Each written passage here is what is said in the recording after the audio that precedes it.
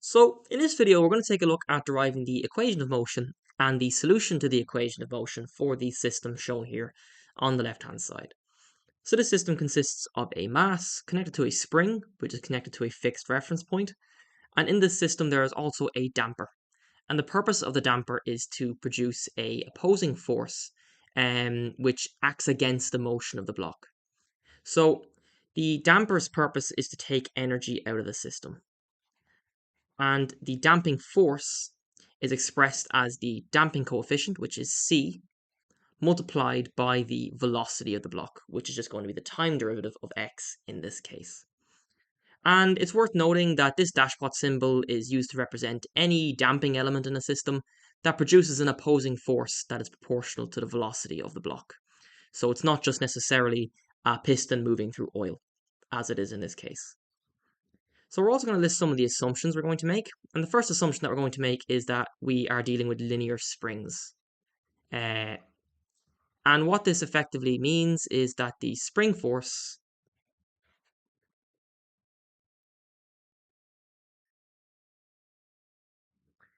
is just equal to the stiffness, which is K, multiplied by the displacement of the block.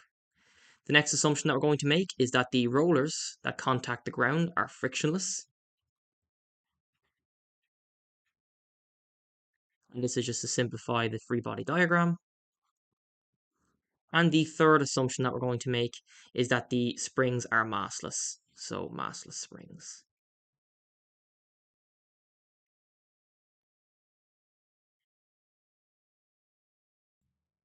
So now let's take a look at the free body diagram.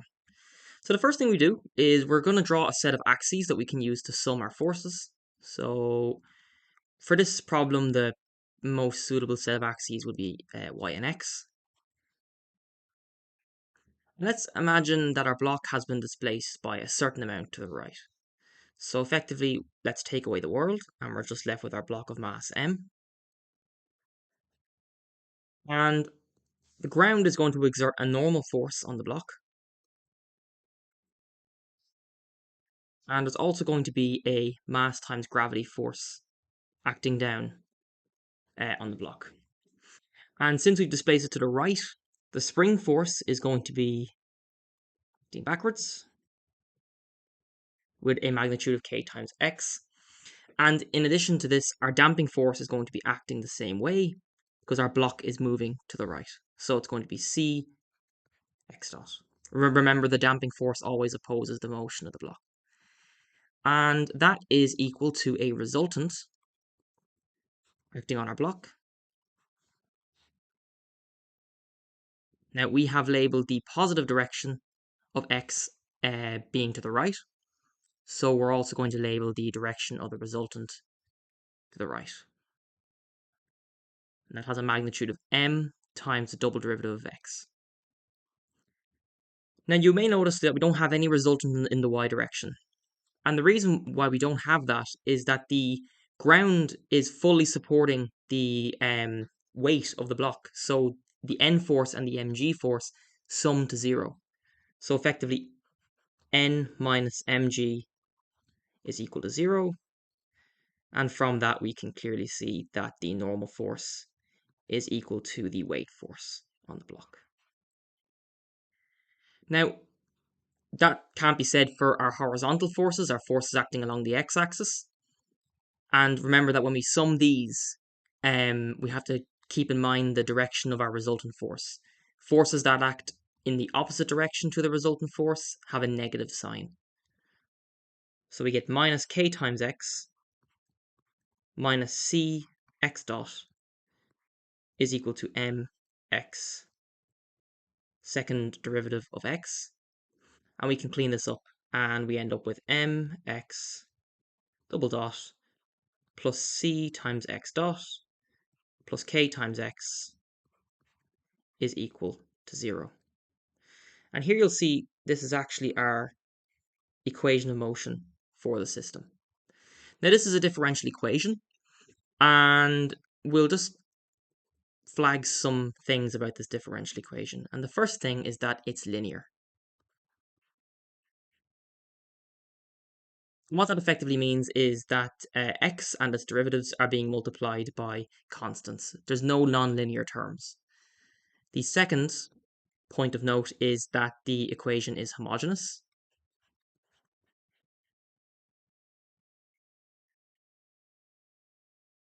What that effectively means is that we have a zero here on the right hand side of our equation. And the third point of note is that the differential equation is ordinary. What that means is that x and its derivatives are dependent upon one independent variable. And we know that x is dependent upon time. And this differential equation is asking us for a function of time that satisfies it. So step one in solving this type of differential equation will be to effectively try a function for x, sub it into this differential equation, and see if that gets us anywhere. So the function that we're going to try is that x, which is a function of time, is equal to e to the power of lambda times t, where lambda is a constant. And what that basically means then is that the derivative of x with respect to time is just going to be lambda e times e to the power of lambda t. And the second derivative is as follows.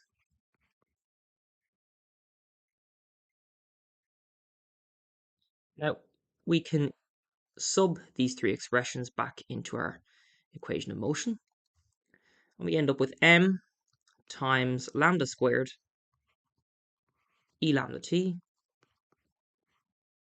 plus c times lambda e lambda t plus k times e lambda t is equal to 0. Now, as you notice, each one of these terms is being multiplied by an e lambda t. So we can take that and sub that out of our expression here. And we end up with e to the power of lambda t multiplied by m lambda squared plus c times lambda plus k is equal to 0. Now thinking about this, there's effectively two functions here that can be equal to 0. Either this is equal to 0 or what's in here is equal to 0. But maybe you remember, if you think about exponential decay, it gets very, very, very, very, very, very close to 0, but it can never equal 0. So effectively, e lambda t can never be equal to 0 for any real number. So we know that the expression in here, the m lambda squared plus c lambda plus k, has to be equal to 0. So we end up with m lambda squared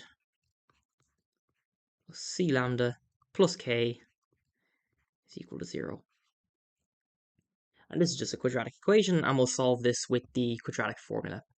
So it'd be minus c plus or minus the square root of c squared minus 4 m times k and all over 2m is equal to lambda 1 and lambda 2. So lambda 1 and lambda 2 are the roots of the polynomial for this system. And one really important term is this, and this is called the discriminant. And with the discriminant, there are three different situations that can occur. And the discriminant is so important because it basically describes what kind of roots your polynomial is going to have. So the first situation is that c squared minus 4 times m times k is greater than 0. And in vibrations, that's called a system is overdamped.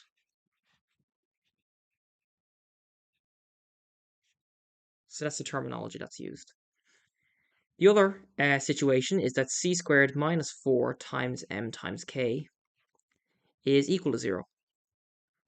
And in vibrations, that is called critically damped.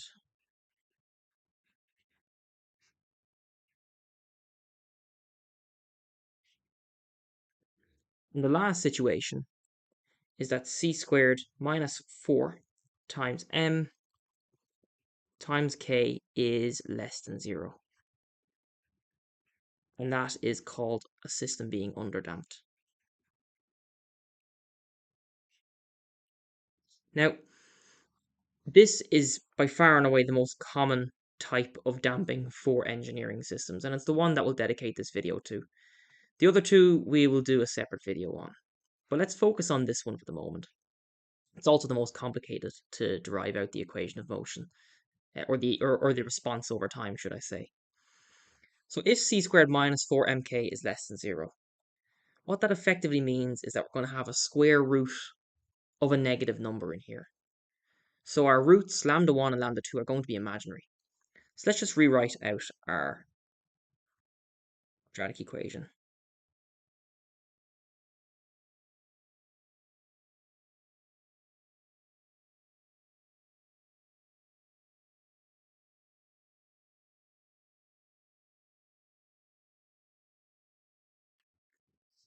Now, that's the same thing as saying minus c over 2m plus or minus the square root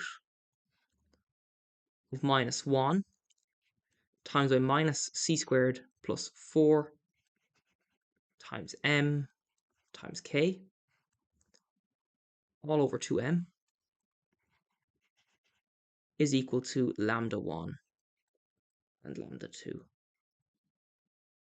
Now all I've done there is I've just split the c squared minus 4 times mk into its negative part and its positive part. So effectively this term in here will be positive, whereas the minus 1 is negative. So, for example, let's say c squared minus 4 times mk is equal to minus 5. That's the same thing as saying minus 1 times 5. That's all I've done. I've just split it up. So that's just for example there.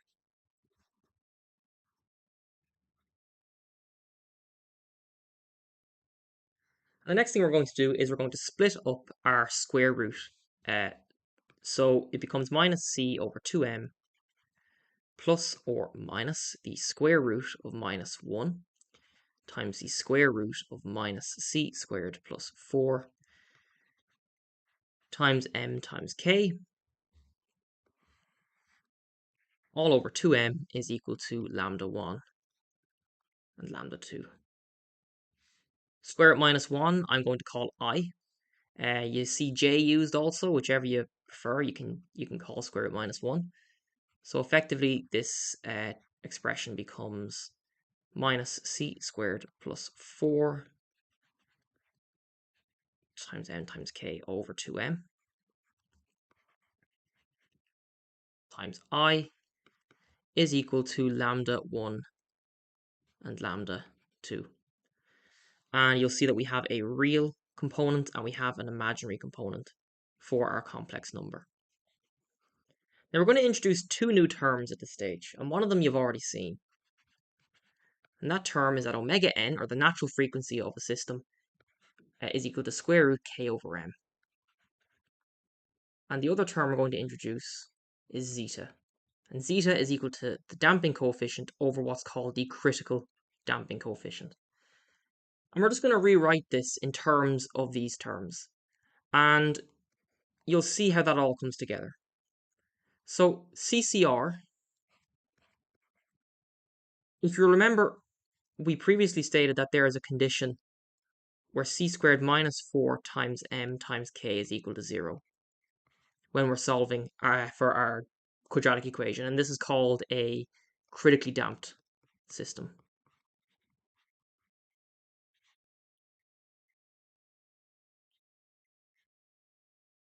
Now, CCR is just going to be square root 4mk, which is just going to be 2 square root mk. Basically, we bring 4mk over to the right-hand side and we square root both sides. So zeta is equal to c over 2 square root mk. Now, omega n is equal to square root k over m. Therefore, omega n squared times m is equal to k.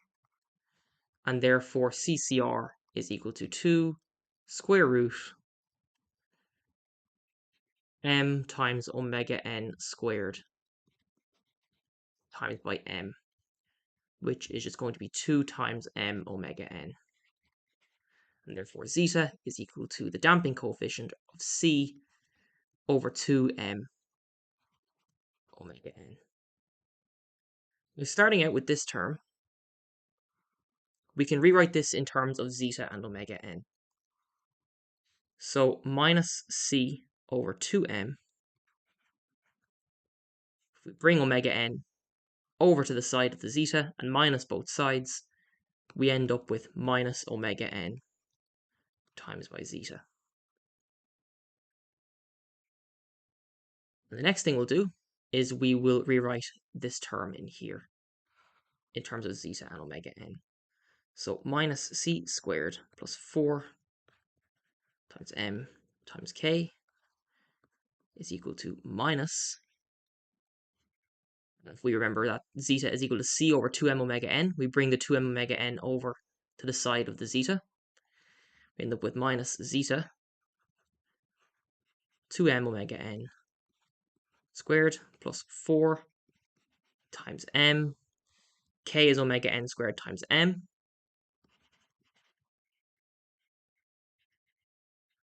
And that is what is inside our square root. So now our expression becomes lambda 1, lambda 2 is equal to minus zeta times omega n plus or minus the square root of minus zeta times 2m omega n squared, and I'll just stretch that out a bit, plus 4 times m omega n squared times m all over 2m and all multiplied by I. So we're just going to clean that up a little bit. So we can go zeta 1, zeta 2,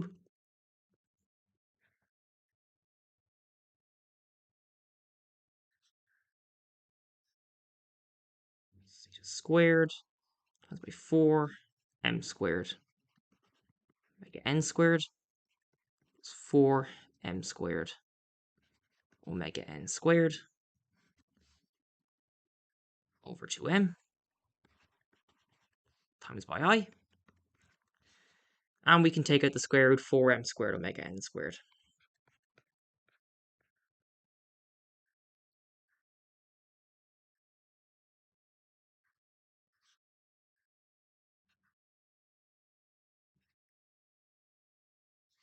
And we're left with 1 minus zeta squared over 2m times by I. And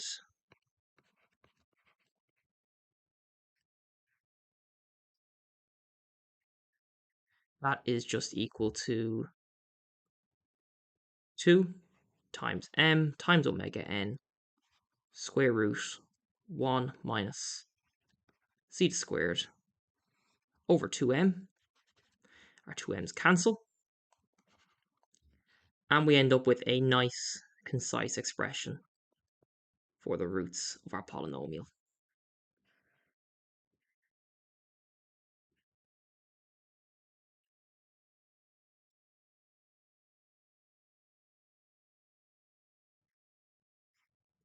Times by I. So now we have an expression for the roots of our polynomial. And as you can see, it's a complex number, and there's a real and an imaginary component. And all we've done is rewrite the expression into a more kind of convenient form. Now, the next thing that we're going to do, just to make our lives easier, is we're going to let omega d, so we're going to introduce a new term, and we're going to let omega d equal to omega n square root 1 minus zeta squared. And you'll normally hear omega d referred to as the damped natural frequency, and that's basically just to save us from writing out omega n square root 1 minus zeta squared, because we're going to be writing out that term quite a lot.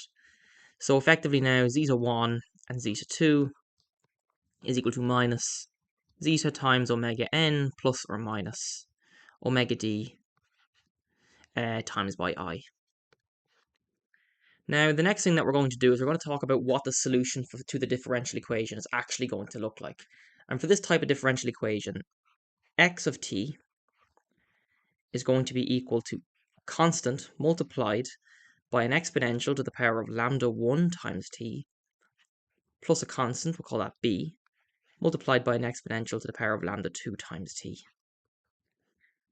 So effectively, x of t is going to be equal to a e to the power of minus zeta plus omega d I times by t plus b e minus zeta omega n minus omega d I times t. Now, if you remember from our rules of powers, if we have, for example, an exponential to the power of a plus b, that is equivalent to an exponential to the power of a multiplied by an exponential to the power of b. Those two expressions are the exact same.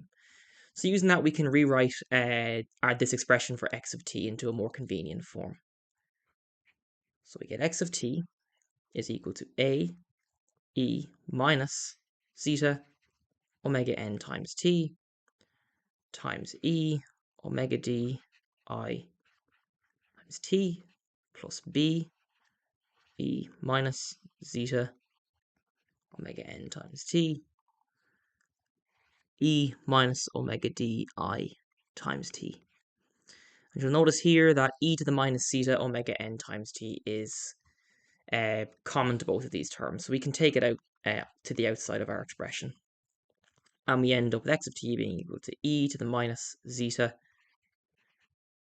omega n times t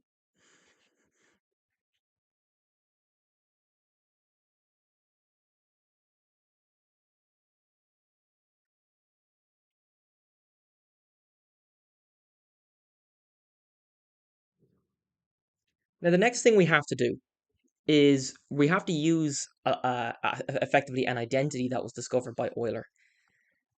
Effectively, that's going to help us get rid of these imaginary terms because they don't exist. An imaginary number square root of minus 1 doesn't actually exist. So Euler's identity states that if we have an exponential, like this, to the power of I times theta, that can be written as cosine of theta plus I sine of theta. And in our case, theta is just omega d times by t. So effectively, e to omega d I times t becomes cosine omega dt plus I sine times omega d t. And e minus omega d I times t, which is what we have up here, becomes cosine minus omega d times t plus I sine minus omega d times t. Cosine of a minus number, the minus just gets ignored, so it's going to be cosine of omega dt, and then the sine of a minus number, the minus moves to the outside. So we end up with minus I sine omega d times t. And now using that, we can effectively rewrite our equation for x of t as being x of t is equal to e minus zeta omega n times t, a multiplied by cosine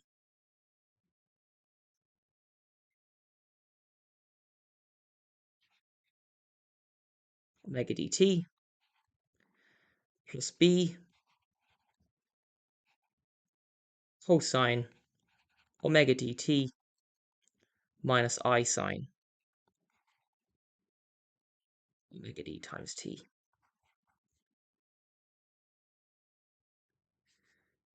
Now, we're just going to group like terms together. So we've got a cosine omega dt plus b cosine omega dt, and then ai sine omega dt minus bi sine omega dt. So we're just going to group those terms together. And we end up with x of t is equal to e minus zeta omega n times t, a cosine omega dt plus b cosine omega dt plus a times I sine omega dt minus bi sine omega dt. Now the next thing we're going to do, just to make our life a little bit easier, is we're going to introduce a new term. We'll call it d, and we'll let d equal to a plus b. So effectively, rather than a cosine omega dt plus b cosine omega dt, it will just turn into d cosine omega dt. And likewise, we'll introduce a new term called c, and we'll let c equal to ai minus bi.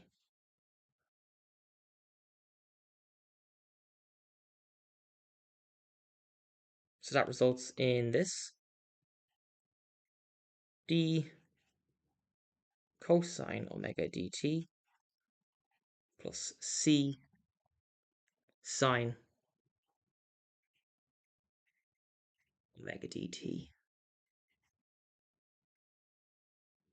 We're going to do one last final simplification, and that simplification is that a cosine and a sine wave at different amplitudes but at the same natural frequency can be expressed as a single sine or cosine wave with a phase. So effectively, d cosine omega dt plus c sine omega dt can be expressed as f, which is just a new amplitude, sine omega dt plus phi, where phi is our phase. So finally, x of t is equal to e minus zeta omega n times by t multiplied by f sine omega dt plus phi, where unknowns can be solved from our initial conditions. Now, before we do that, let's just take a look at what kind of equation we've got. So you'll remember in a previous video, we actually took a look at a 1 degree of freedom undamped system, and the response of that system over time was like this.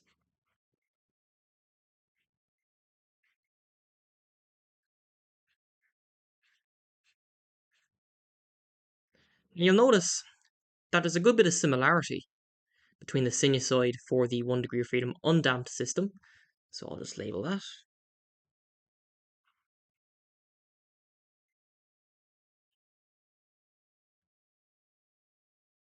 and the 1 degree of freedom damped system. But the main difference is this expression in here. And effectively, for the 1 degree of freedom damped system, we have a exponential decay being applied to the sinusoid. So if I just draw out what that looks like, let's first of all visualize the 1 degree of freedom undamped.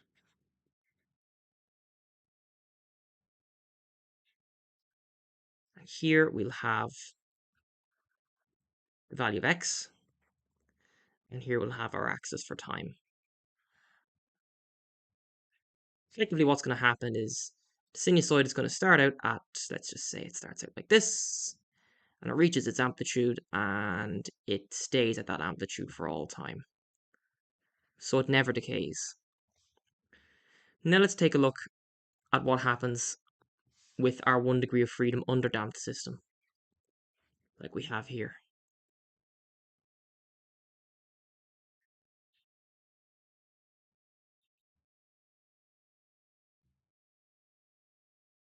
So let's draw out our axis again. Have our x on the left, and then we have our time axis running along. As the value of t tends towards infinity, what's going to happen is that our sinusoid is going to decay and approach zero. And that is caused by this e to the minus zeta omega nt term. So we have an exponential decay in the system. So now let's move on and solve for our unknowns. And the first initial condition that we know is that at x for time t is equal to 0, it takes a value of x0, and v for time t is equal to 0 is equal to the initial velocity. So effectively, e to the minus zeta omega n times 0 multiplied by f sine omega d times 0 plus phi is equal to x naught. And we'll call this equation 1. So e to the power of 0 goes to 1, and effectively we just end up with f sine phi is equal to x naught. Now we're going to have a set of simultaneous equations, and for the next initial condition, we know that the velocity at time t is equal to 0 is equal to the initial velocity. So let's just write out our equation for x over time again. It's e to the minus zeta omega n times by t times by f sine omega dt plus phi. Now, in order to derive this to get the velocity, it's a little bit more complicated. Effectively, rather than just one function, we have two functions that we need to derive with respect to time. So we'll call this function in here u. We'll call this function in here v. And effectively, x is equal to u times by v. And by the product rule in maths, dx dt, which is just equal to x dot, which is equal to our velocity, is going to be u times dv dt plus v times du dt. So v is equal to e to the minus zeta omega nt multiplied by the derivative of v, which is just going to be omega d f cosine omega dt plus phi plus f sine omega dt plus phi minus zeta omega n e to the minus zeta omega nt. So therefore, e to the minus zeta multiplied by omega n times by 0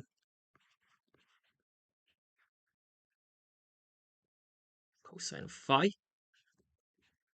plus minus zeta omega n e to the minus zeta times by 0 multiplied by f sine of phi is equal to v0. E to the power of 0 just goes to 1, and therefore we're left with omega d f cosine of phi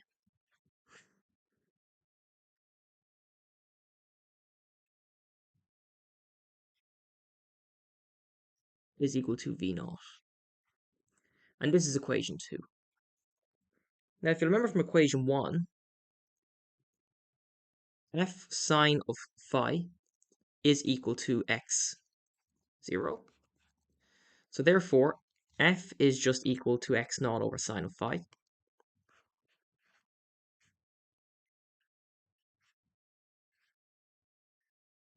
We can sub this into equation 2, and we end up with omega d multiplied by x0 over sine of phi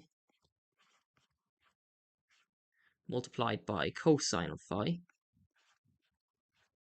minus zeta times omega n multiplied by x naught over sine of phi multiplied by sine of phi is equal to v naught. Sine phi and the sine phi's cancel, whereas cos phi over sine phi becomes cotangent of phi. So end up with omega d x0 cotangent of phi minus zeta omega n x0 is equal to v naught. Now we're going to bring this term over to the right hand side, and we end up with omega d x0 cotangent of phi is equal to v0 plus zeta omega n x naught. And then we're going to divide both sides by omega d x0. So you end up with cotangent phi is equal to v0 plus zeta omega n x0 over omega d x0. Cotangent of phi, if we flip it upside down, it becomes tan of phi, and therefore we end up with tan of phi is equal to, we also have to flip this side upside down, so we end up with omega d x naught over v naught c naught omega n x0. And lastly, we can take the tan inverse of both sides, and we end up with phi is equal to tan inverse omega d x0 over v naught plus zeta omega n x0. So when it comes to calculating f, it's a little bit more tricky, but we have half the work done insofar that we've calculated phi. So if you remember, f sine of phi is equal to x naught. Therefore, if I divide both sides by sine of phi, I end up that f is equal to x naught over sine of phi. And if I then take the x naught from this side and divide both sides by x naught, I end up with f over x0 is equal to 1 over sine of phi. Now 1 over sine of phi is just going to be equal to cosec, whereas it's shortened down CSC of phi. I'm going to use a relationship that CSC squared of phi minus cotangent squared of phi is equal to 1. So therefore, f squared over x naught squared minus v naught plus zeta times omega n x0 over omega d x0 squared is equal to 1. And we got that because previously we got the cotangent of phi being equal to v naught plus zeta times omega n x naught over omega d times x naught. So all that is that term just squared. So we can clean this up a bit, and we get f squared over x naught squared minus, what's on top here, squared over omega d x naught squared is equal to 1. I want to bring this term to the right hand side.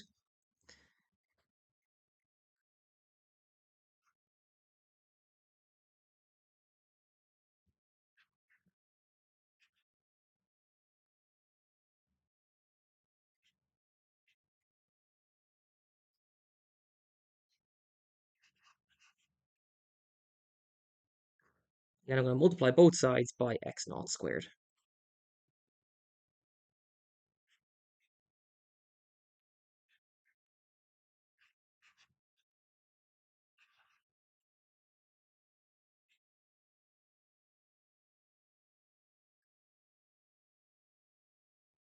Apologies, that should be omega d squared. Now I'm going to get all of this under omega d squared.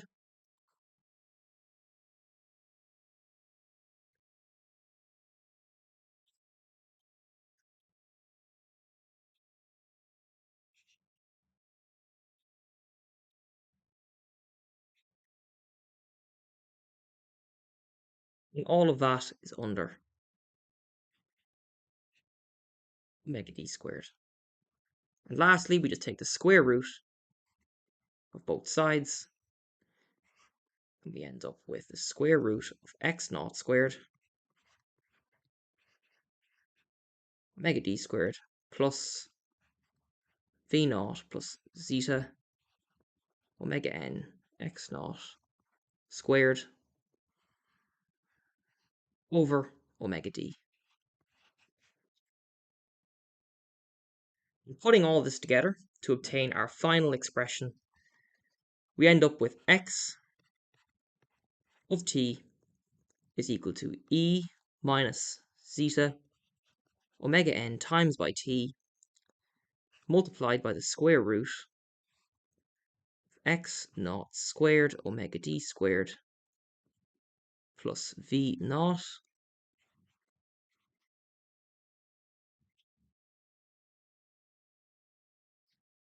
over omega d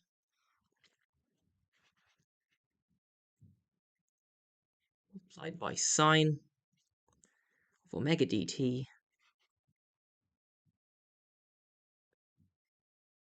inverse tan.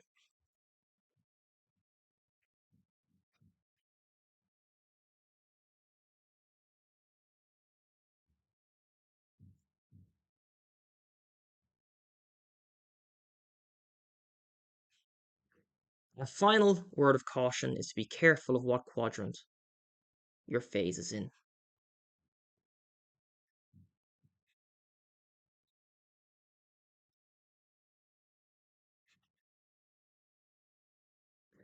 And in the next video, we'll do a little bit more delving into what this type of response looks like and how to visualize it for different values of omega n and for zeta.